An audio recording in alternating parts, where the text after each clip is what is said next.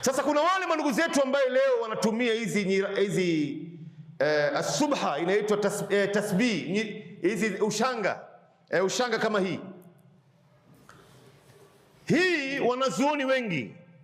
Ukiangalia fatawa ya Sheikh Al-Uthaymeen rahimahullah, Imam Ibn Taymiyyah, Sheikh Al-Albani, Bin Baz na mashekhe wengine wengi wamejuzisha mtu kutumia hii ushanga kwa watu aina mbili: watu ambaye ni wazee sana na watu ambaye ni wagonjwa.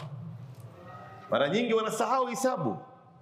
Sasa kwa sababu ya kuwasaidishia, wamewaambia watumie hii wakiwa ndani ya nyumba zao na wasioneshe watu. Manake kwa nini wasioneshe watu?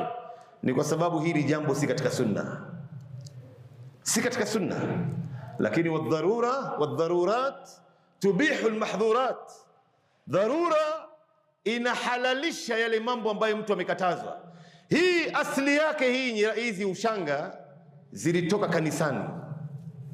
Wale mapasta na mapadri ambao walikuwa kisilimu ndo wakawa wanakuja na hizi ushanga katika Uislamu.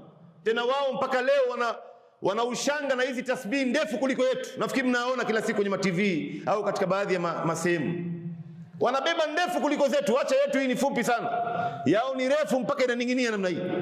Wao ndo walipokuwa wanasilimu wakawa wanakuja naye, lakini wanasema wanazuoni, hii si kwa kila mtu miongoni mwetu, ni kwa watu wawili tu hawa, wazee na wale watu ambao ni wagonjwa na sahau mahesabu, ndio itabidi watumie hii kuhisabia naye. Wameruhusiwa kwa sababu ya dharura.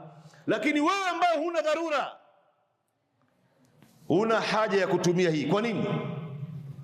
Utumie vidole vyako, kwa sababu Mtume anasema vidole vyako hivi vitakwenda kuongea mbele ya Mungu siku ya Kiyama na vitatoa ushahidi.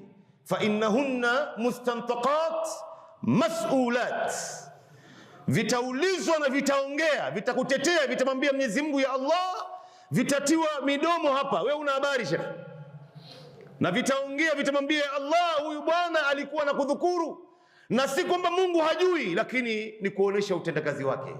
Lakini sasa ushanga kama hii jamani, itamtetea mtu vipi?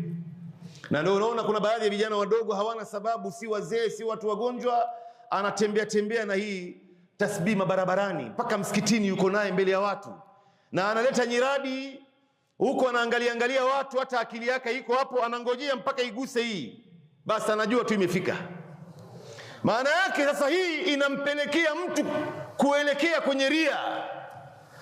Maana yake unataka kujionyesha kwamba wewe ni mtu mchaji Mungu sana, wewe ni mtu unamwabudu Mungu sana, wewe ni mtu uko na shida nyingi sana. Ndio maana mbele ya watu, katikati ya watu uko na tasbih. Unataka kumuonesha nani jamani? Nani ambao unataka kumuonesha?